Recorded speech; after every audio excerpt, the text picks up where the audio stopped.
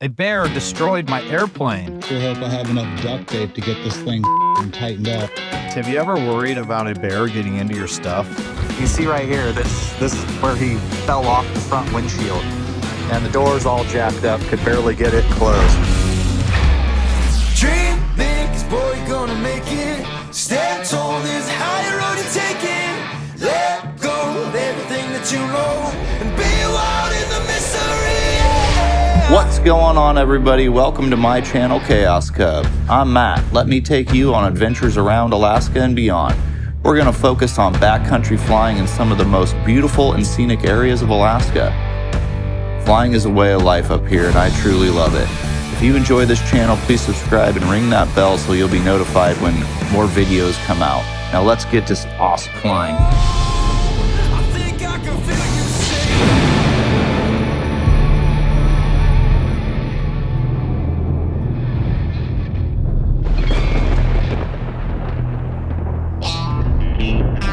I think every camping trip my family took back in Nebraska when we were kids, something would seem to get into our camp. Typically, the raccoons. I spent a ridiculous amount of time camping around the lakes in Nebraska while I was growing up. My parents were always telling us kids to put stuff away. Well, that has carried on with me my whole life, especially being out in the wild. I have definitely heard of many stories of bears getting into stuff, and yes, definitely airplanes. There's a pretty famous one that floats around and comes to surface every couple years, where a brown bear absolutely destroyed a Super Cub. I was told that they shipped Luke 30 rolls of duct tape to get it flying again. Well, thank God that was not the case for me. Let me tell you a story. Good morning, everybody. 5 o'clock in the morning here. First day of actually going down and hunting the bait set. You know, it was a couple weeks that I couldn't get down there because the strip just got a little too dangerous with the snow. But super stoked. Gonna be a beautiful morning. Hope everything goes well. We'll see you down there. It was an absolutely beautiful morning. I had a pretty good tailwind, so it was going to make it for a quick flight. I had a good feeling about today. After about 45-minute flight, I was approaching the strip and the bait site. I flew over, and sure enough, there was a bear laying on the bait. I was pumped for sure to see him laying there. I set up for a landing to the north. I landed short with no problem. I thought I heard a tree limb snap in the woods behind the cub, but I had just turned the bear fence on and thought, oh, there's nothing to worry about. I have the bear fence. I shrugged it off and headed down the strip towards the stand. All right, guys. We're walking back in here to the bait station. I flew over it earlier, and I know there's a bear sitting on it, so definitely want to approach cautiously. I think it is a bear that we want to shoot, so I might shoot him from the ground here, or we might crawl up in the stand just to observe for a little bit and get a better idea if he's a mature bear or not. But we're only about, 150 yards away from the stand right now, so. Not many of you have probably walked up to a bear bait site. Let's just say it can be a bit terrifying, to say the least. In this area, there is a ton of bears, both black bears and brown bears. You can shoot up to 5 black bears per season and 2 brown bears. And yes, they are called brown bears here because they are coastal bears and not interior bears, which would be called grizzly bears. Okay, back to the story. What's going on, everybody? Back down here at the bait station. We got it loaded up last night, so got in here about 7 o'clock. Probably a little late for bear time at least, but there was a bear on the barrels. When I flew over, it looked like a pretty good bear, so I was pretty stoked to walk back in here and see what it looked like. But when I got back in here, he wasn't here anymore, so we're up in the stand now, just being patient. You know, he'll probably come back in, or another bear will walk through the area, so. I told myself that it could be a long sit and was prepared to stay a while.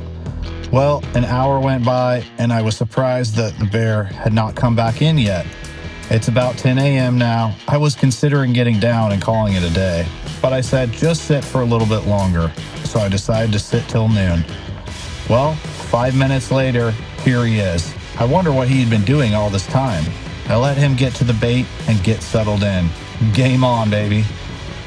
I pulled the gun up, looked him over, and waited for a good shot. He moved around the bait for about 20 minutes before he gave me a good broadside shot. Boom, the gun went off. I was super excited to have this first moose killer down. Now the work begins. I skinned him out, harvested all the meat, got him back and loaded up and headed for the airstrip. I dropped him off at the far end of the strip and headed for the cub.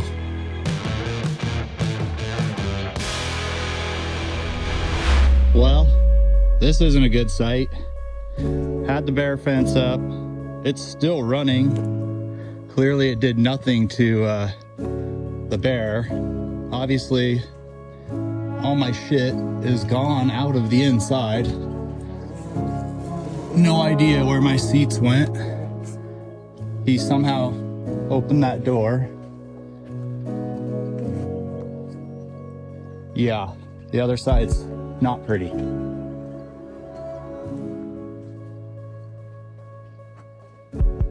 Yeah, that's not good. Sweet. Thanks. As I walked around the tail of the cub, I noticed that he had walked all over it. There was footprints all over the tail feathers, up the spine of the plane, on top of the window, and even on the nose. I walked back to the front of the cub, looking about in disbelief. I was on top of the world. I had just got the only bear that was hitting my bait site. But at this point, I'm wondering, what the heck was he doing this time? Are you kidding me? Was he seriously over here eating the plane while I'm sitting in the stand? Well, turns out that bear had heard me flown in, went over to the cub and started eating it and made a total mess of my airplane.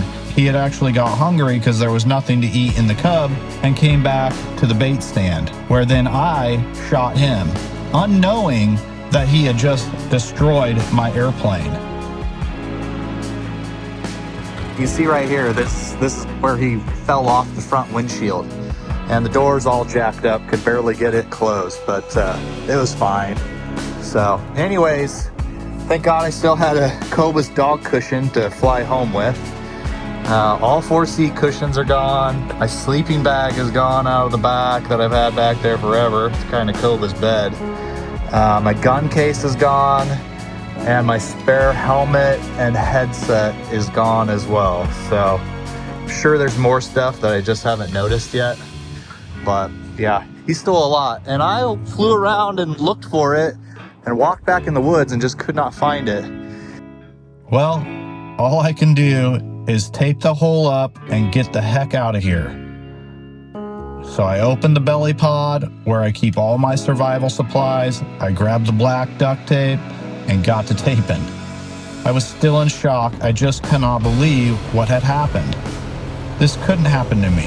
After about 20 minutes, I had the hole all taped up. It actually looked pretty good, and I knew it would be just fine to fly.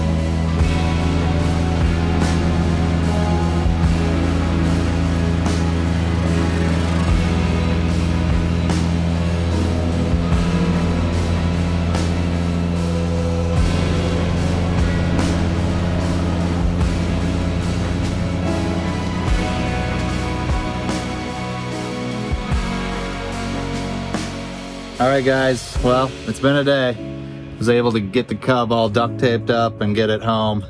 The bear ended up stealing all 4 seat cushions, my sleeping bag, my gun case, and my helmet and headset. So that is interesting. But nonetheless, we got it home safe, ready to go. We'll get her all patched up and be back at it.